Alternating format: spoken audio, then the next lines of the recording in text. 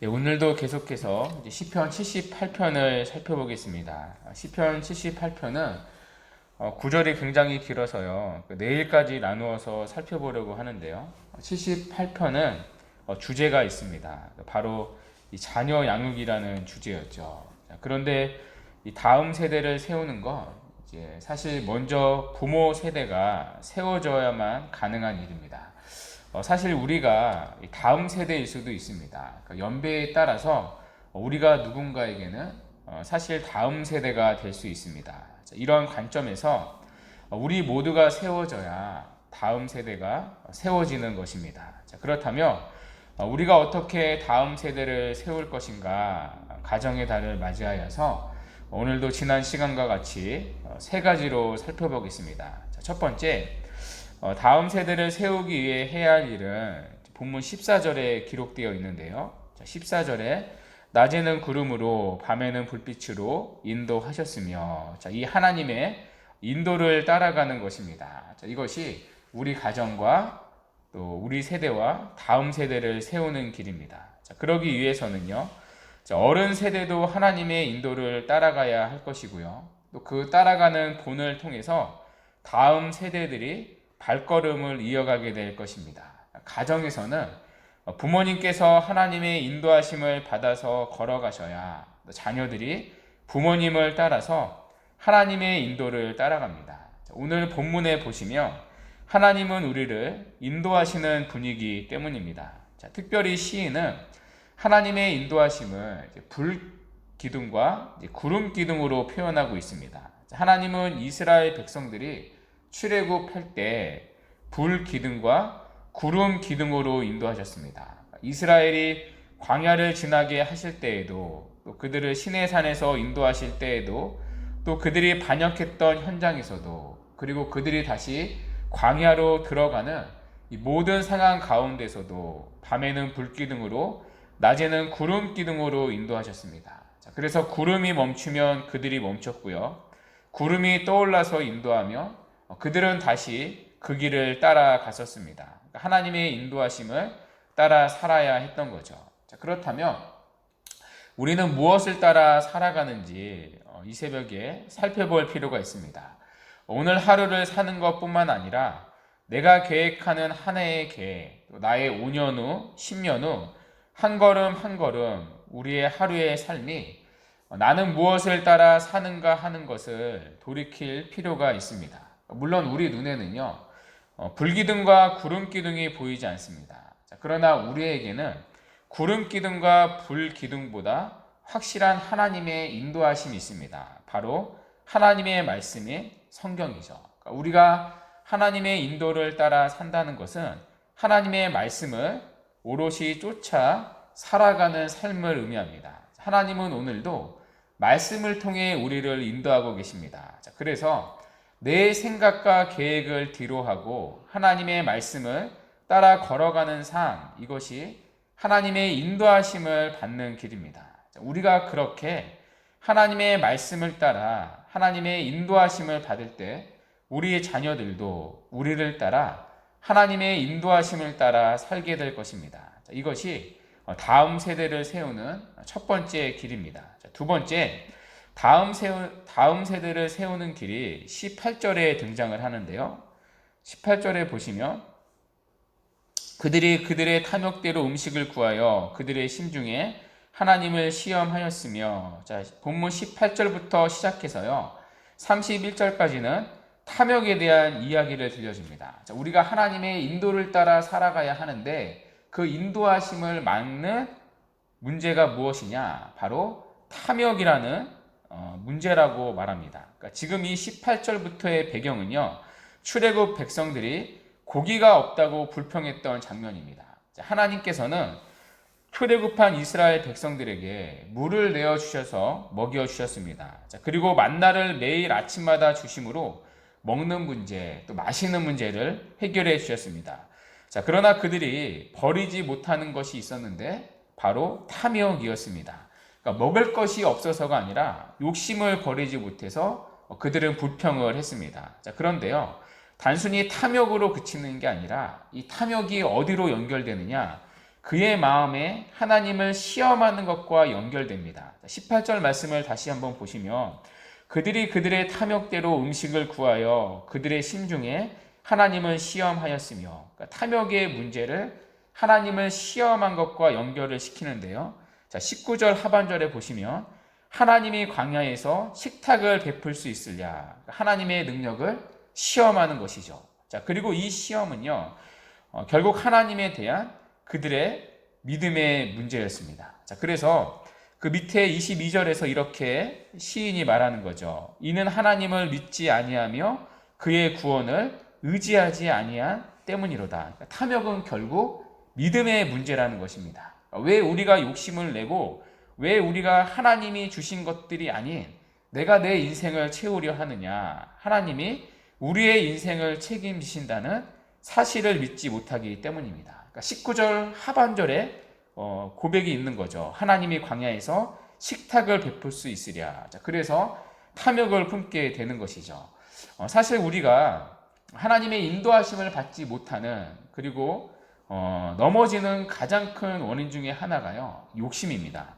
자, 우리가 하나님 앞에 불평하고 하나님을 시험하는 이유가 무엇입니까? 그러니까 내게 베풀어 주신 것에 대해서 감사하지 못하고 욕심이 그 감사를 이겨버렸기 때문입니다. 우리의 탐욕이 결국은 죄를 낳는 거죠. 우리는 욕심 때문에요, 사실 하나님의 인도하심을 거부할 때가 있습니다.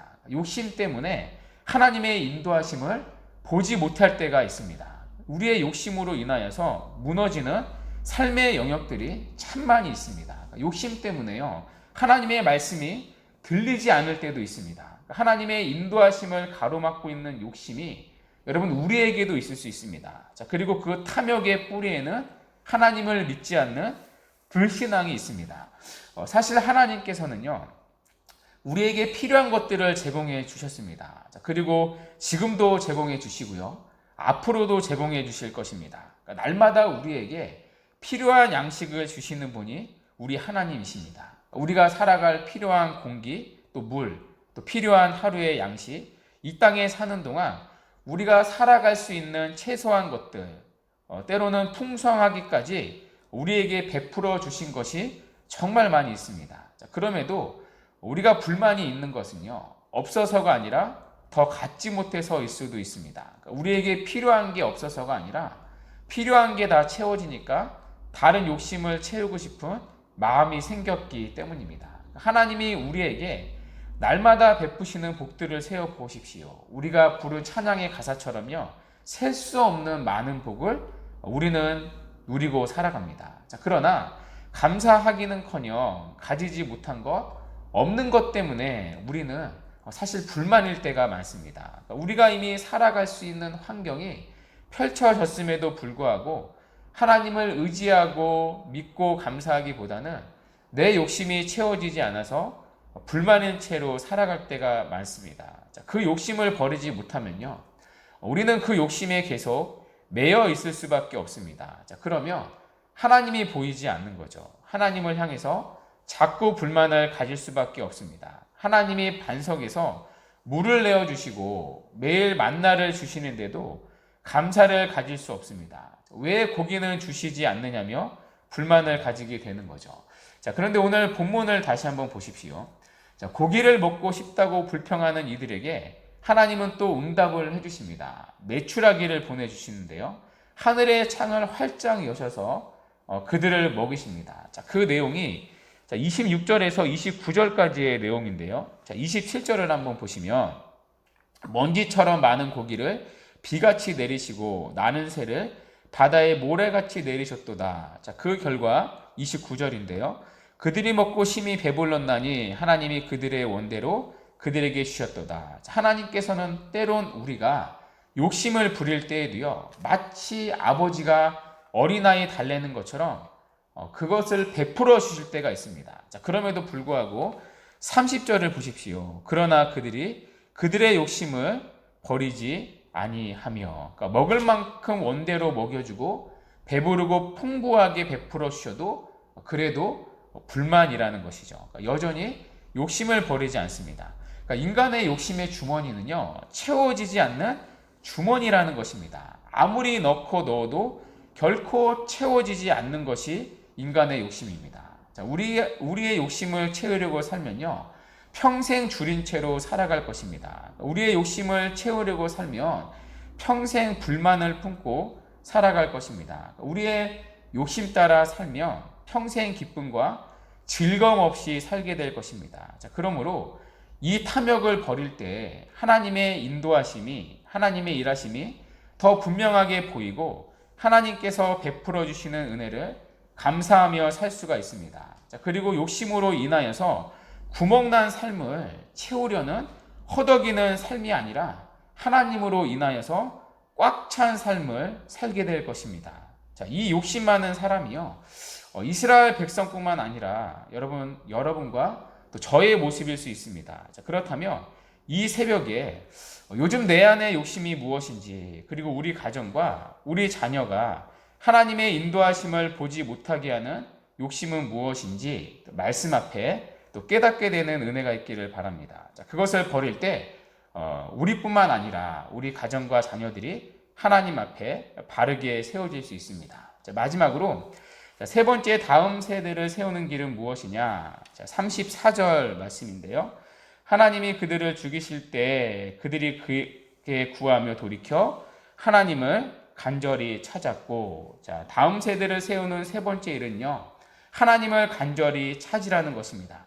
자, 우리가 욕심 때문에 넘어질 때가 있습니다. 욕심 때문에 하나님의 인도하심을 보지 못하고 넘어질 때가 있고요. 때로는 하나님께 혼날 때가 있습니다. 자, 그런데 욕심으로 인하여서 메말라 죽기 직전까지 가더라도 하나님을 간절히 찾는다면 소망이 있습니다. 자, 왜냐하면 하나님은 38절에 오직 하나님은 긍휼하심으로 죄악을 덮어주시는 분이기 때문입니다. 자, 그러므로 우리가 하나님의 인도하심을 벗어나서 내 욕심대로 살다가 비록 넘어질지라도 그때마다 하나님을 찾으며 소망이 있습니다. 자, 문제는 오늘날은 하나님을 간절히 찾는 시대가 아니라는 것입니다.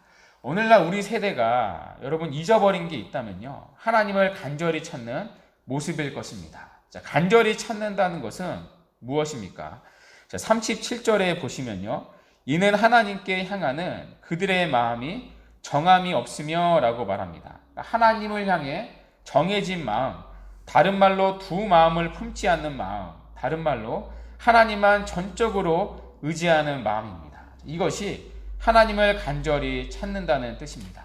하나님은 오늘도 우리가 하나님을 간절히 찾기를 원하십니다. 하나님만 바라보고 그분을 전적으로 의지하기를 원하십니다. 자, 그래서 하나님은 삶의 여러 가지 문제로 우리를 흔들면서 우리를 기도의 자리로 부르고 계십니다. 하나님만을 전적으로 의지하기를 오늘도 원하시는 거죠. 자, 그런데 우리가 이 하나님의 부르심을 외면하고 있지는 않습니까? 자, 그러므로 우리 가정을 세우고 다음 세대를 세우는 길은요, 다시 우리가 먼저 하나님을 간절히 찾는 일입니다. 자, 우리가 하나님을 다시 찾는다면 소망이 있습니다. 자, 그 하나님은 35절에서 하나님은 그들의 반석이시며 지존하신 하나님이 그들의 구속자이시기 때문입니다. 이 하나님을 기억하고 하나님을 다시 찾는다면 우리에게는 언제나 소망이 있습니다. 자, 그러므로 이 새벽 하나님 앞에 간절히 나아갑시다. 하나님, 이 아침에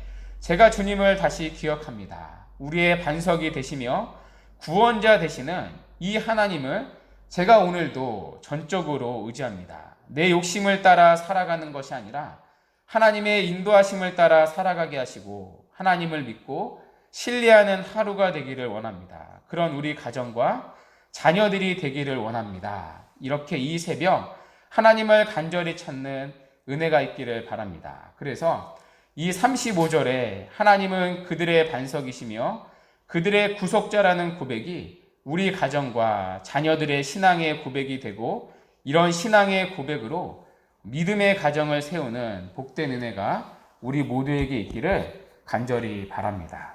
아멘. 이 시간 우리 말씀 붙잡고 우리 다 같이 기도하도록 하겠습니다. 오늘